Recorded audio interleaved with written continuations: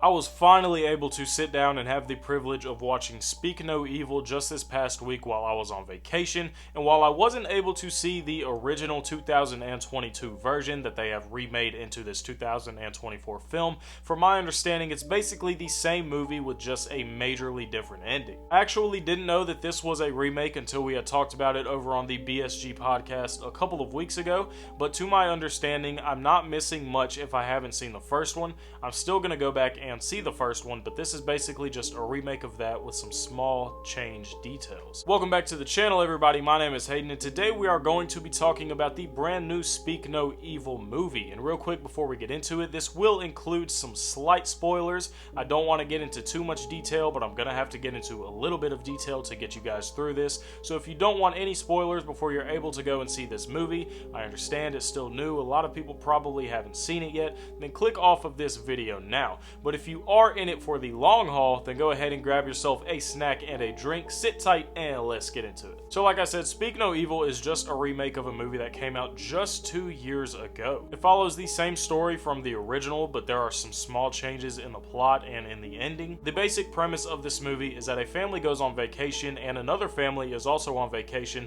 They basically end up meeting each other, they like each other, they become good friends. So we have the American family that was on vacation, and this family actually consists of the father Ben, the mother Louise, and the daughter Agnes. The British family that was on vacation that they ended up meeting consisted of the father Patty, the mother Ciara, and their son Ant. So a few things that the American family was able to notice before anything transpired: they kind of have a weird relationship with their son, and majority of that is due to their son not being able to speak. But the British family actually tells the American family that the reason for that is because he was born with a disability where he has a very small tongue and it makes it hard for him to pronounce anything. But we're too smart for that, okay? We know that something happened to their son and they're not telling us the truth. The vacation goes well, and it actually went well enough to where the British family wanted to invite the American family to come and stay at their house for a weekend. While the American family wasn't quite sure on this, since they didn't really know this other family too well, they decided maybe it's the best thing for them to do. It looks like they might have a strained marriage. They want to get their daughter out of the house because she seems like she doesn't have any friends and she's kind of a weirdo. From my understanding, that's what it seemed like. So they go over to this house to spend the weekend with this British family, and immediately some things seem off. It seems like the father of this family might be slightly abusive or mental. He's a lot of times mean to his son Ant, and he can actually be mean to his wife Ciara as well. And the American family does notice this, but they kind of feel like it's not really their place to step in. A couple of weird and unusual things happen, like for example, Patty cooked a turkey for dinner,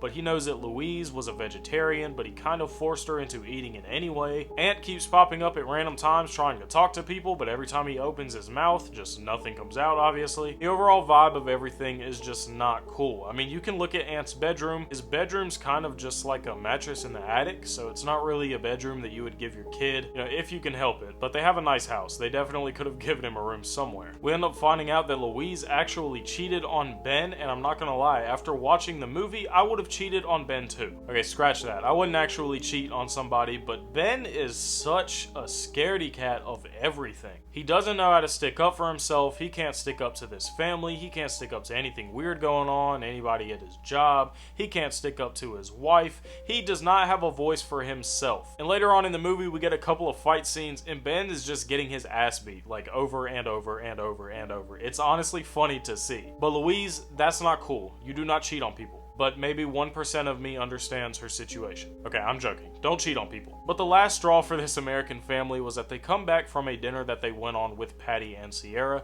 and they find out that Ciara had actually moved their daughter Agnes to their bed to sleep with them. Obviously, that is very, very weird. If you have some friends and you're going to stay over there, and you wake up and your child is in the bed with them, that's a no. So Louise is like, nah, we're getting our stuff, we're leaving. So they leave, and you're like, okay, for a second, they're fine, they're gonna get through this, we're gonna see what happens. Remember how I said their daughter Agnes is just a little bit of a nerd and a weirdo? Well, she's kind of old, and she has this stuffed teddy bear that she can't go without, and she left it at the house, so she starts having like a mental breakdown, so they have to go all the way back to the house and risk their lives again. If you are old and you have a comfort stuffed animal, do not take offense to that, I was joking. But this is something that's touched upon several times in the movie. The parents don't understand why their daughter still has this stuffed animal and why she relies on it so heavily. So they go back and and Patty and Sierra, they're so mad that the family would leave without saying goodbye. They're so upset.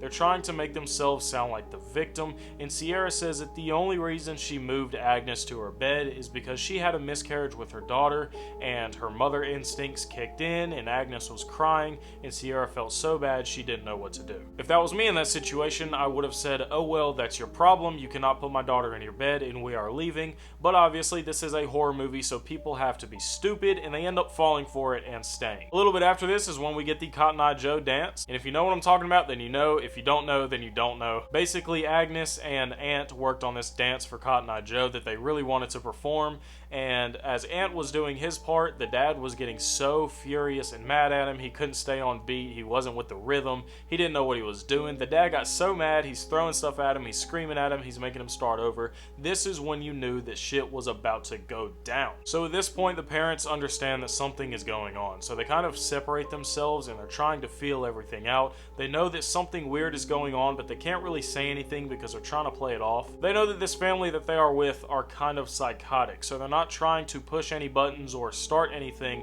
before they have a clear route for escape. And throughout this whole movie, like I said, Ant has been trying to tell Agnes what has been going on, but obviously he can't speak, so he's showing her things like marks on his body. He's trying to mimic to her that his tongue was cut out, and eventually he finds his father asleep, and he grabs some keys and gets Agnes to the shed. And it's when they go into the shed and they find suitcases, they find clothes, luggage, pictures, stuffed animals, all type of stuff. Ant pulls out a photo album and he's showing Agnes everything in it, and it looks like there is always a family with Patty and Sierra and another child, and in each new picture they have another child, but it's with a new family, if that makes sense. So for example, in this picture it was Patty, Sierra, and their daughter with a family with a son, but in the next picture it was Patty and Sierra with the son of the last family, but they're with a whole new family on the vacation retreat again. Basically telling us that they are on this cycle of befriending a family, killing the family, and then taking their child. And then Ant shows his picture, and he actually was sticking out his tongue in his picture,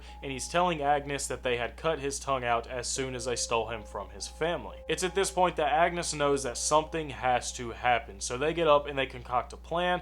Agnes is able to get her mother alone, and she shows her pictures from the photo book. But when Patty wakes up from his nap, he is able to see that some of the stuff in the shed has been moved around, so he knows that somebody has been in there and somebody knows his secret. So Ben and Louise do absolutely everything they can, and they are trying to leave this house, but their tire goes flat, and then Agnes's bunny got thrown on top of the roof, and then right when they are finally leaving, they see that Patty and Sierra threw their son Ant into the pond. So once again, this being a horror movie, obviously Ben has to slam on the brakes and run and jump into the pond trying to save Ant, and then they pull out guns and they're holding them all hostage. They move them to the shed, they get them to transfer all of their money into their bank account, and then the huge fight scene ending ensues. We end up finding out that not only Patty and Sierra are against these people, but someone that they work with who was working at a restaurant prior to this, and they always split the money anyways if this guy helps them take care of the family and then take the kid, so that's what he's doing obviously. So we basically have Ben, Louise, Ant, and Agnes against Patty, Sierra, and this guy from the restaurant. We finally see Ben grow some balls here and try to stand up for himself and his family, although he's almost unsuccessful until he has the help of Louise. And long story short, Ben and Louise and Agnes and Ant, they end up actually getting away from this family, they kill them, they're able to escape, and that is how the movie ends. Something that we learn a little bit later in the movie is that Sierra was actually kidnapped by Patty when she was a kid as well, but he had basically raised her and molded her into his wife.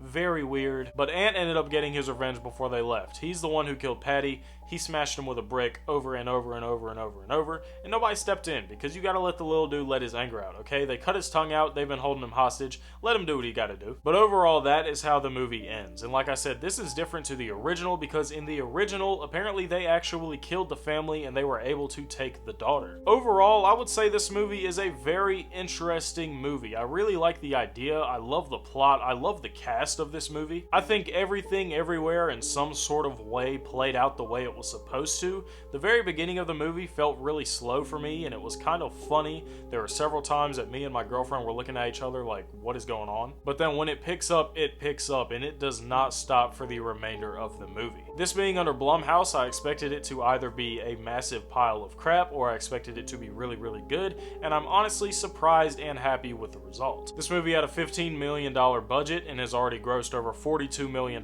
in the box office, so shout out to y'all. And overall, would I say you need to go and see this movie? Of course I would say you need to go and see this movie. If you're going to go to the theaters to see any horror movie this year, this is probably one of them that you need to go and catch. Not a lot of horror movies I actually watch and then want to rewatch very soon after, but I wish that I could rewatch this movie. It's not on streaming or on DVD or anything yet, but I might end up going back to the movie theaters to watch this one more time. Speak No Evil, I would give it a solid good rating, and I think you need to go and see it if you haven't seen it. But if you have actually seen this movie, then what do you think about it? Let me know down in the comments below.